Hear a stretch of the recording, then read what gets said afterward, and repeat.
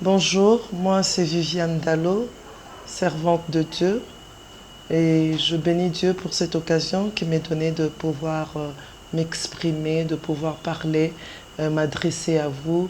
Et je glorifie Dieu pour ma présence ici à l'ICACI. Je crois que ma présence en ces lieux est vraiment voulue par Dieu.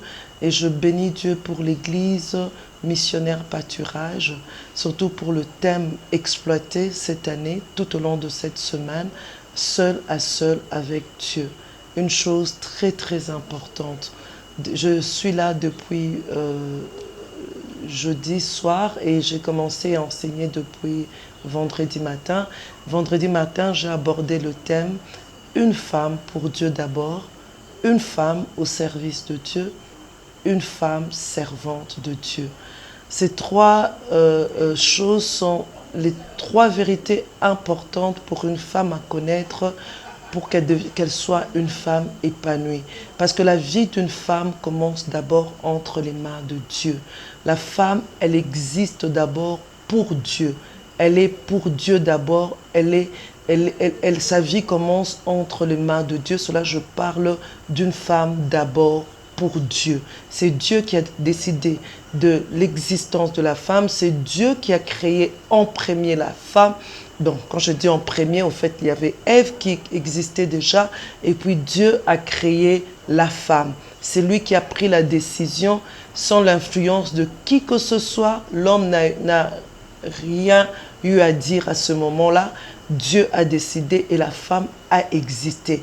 Et la femme a existé pour servir au but de Dieu, à côté de l'homme, mais pour servir au but de Dieu. Et la deuxième vérité, une femme au service de Dieu. Qu'est-ce que je veux dire par là? Une femme qui défend les intérêts de Dieu.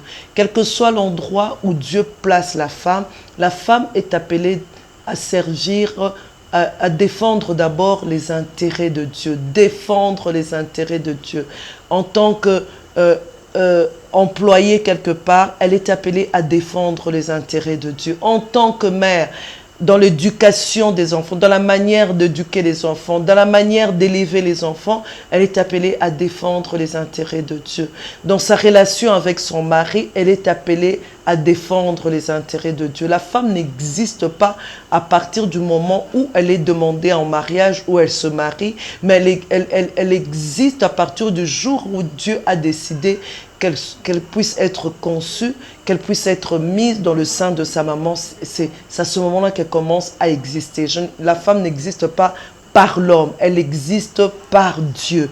Et quand la femme comprend ces choses, elle est une femme épanouie, elle vit mieux son mariage, elle vit mieux son rôle d'épouse, son rôle d'aide, elle vit mieux son rôle de citoyenne dans la société. Et la troisième vérité importante, j'ai dit que la femme, elle est une servante de Dieu. La femme n'est pas servante de Dieu parce qu'elle est femme de serviteur de Dieu, femme d'un homme, ou parce qu'elle est mère, ou parce qu'elle a une responsabilité à l'église. Elle est servante de Dieu à cause de l'ordre suprême donné par Jésus-Christ. Allez et faites de toutes les nations les disciples.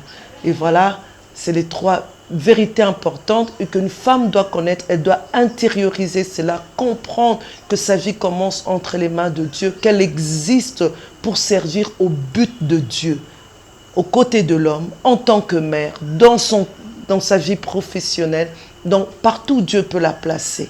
Ce thème, je l'ai abordé hier matin et je l'ai terminé aujourd'hui. Et hier soir, j'ai commencé à aborder le grand thème de ce séminaire, seul à seul avec Dieu.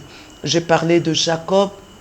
J'ai montré comment est-ce Jacob qui s'est trouvé devant un sérieux problème.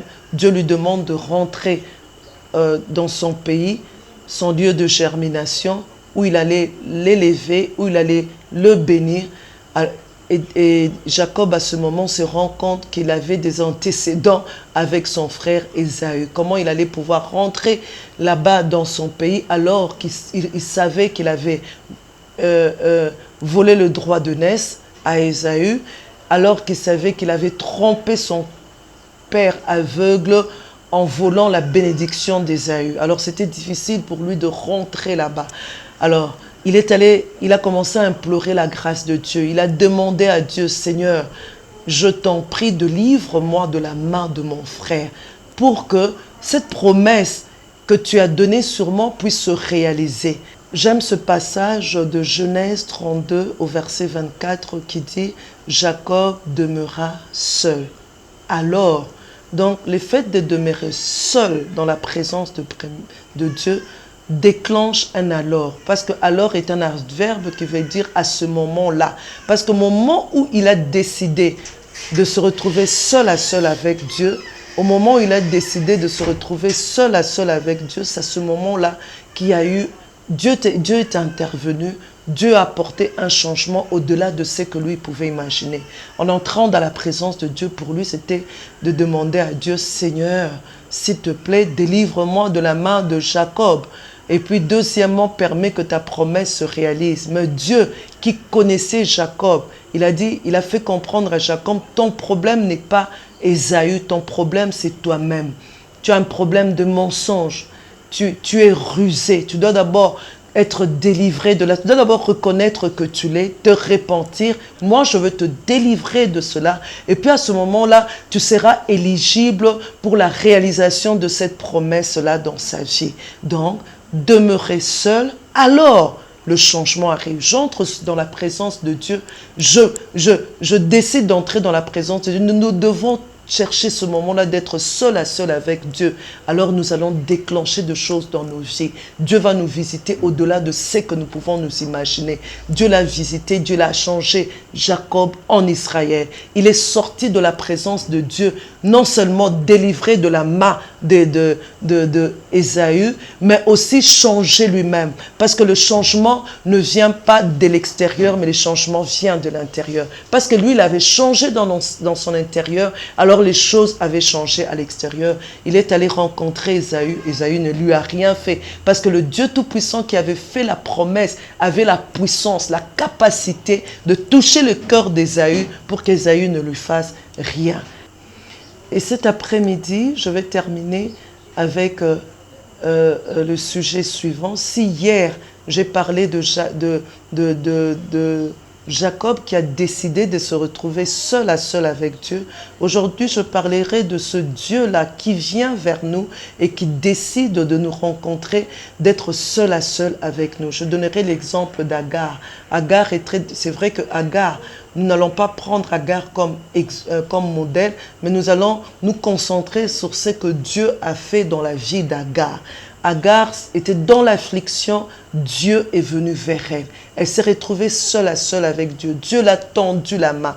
Dieu lui a dit, Agar, tu n'as pas besoin de fuir.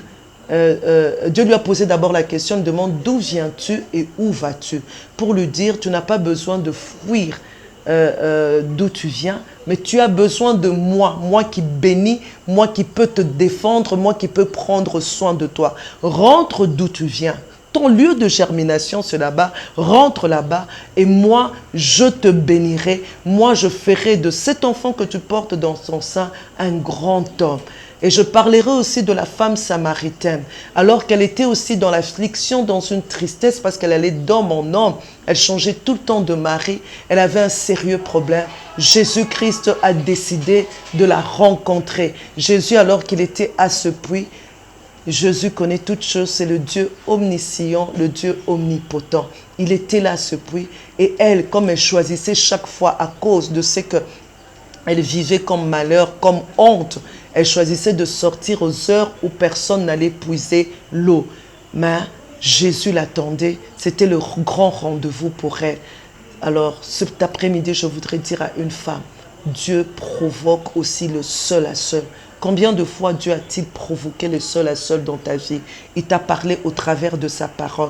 Alors que tu étais seul à seul avec la parole de Dieu, Dieu t'a reproché de choses. Parce que Dieu, quand il demande, il nous reproche de choses. Quand il nous demande de changer dans un comportement ou sur une chose, c'est parce que quelque chose est sur le point d'arriver. Il veut faire quelque chose de grand, mais il voudrait que nous soyons éligibles pour la réalisation de sa promesse dans nos vies. seul à seul au moment de la méditation de la parole, seul à seul pendant que tu pries, Dieu te parle, il dépose des choses dans ton cœur, il te montre des choses. Où en es-tu avec les choses pour lesquelles Dieu voudrait que tu agisses, que tu changes? Dieu, le seul à seul aussi, ça peut être au milieu d'une foule.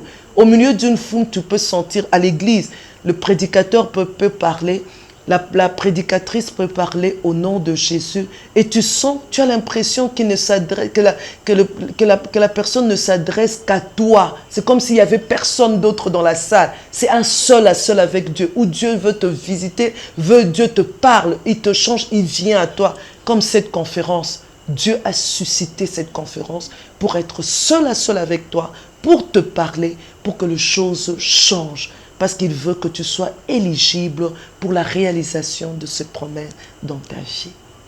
Que Dieu te bénisse.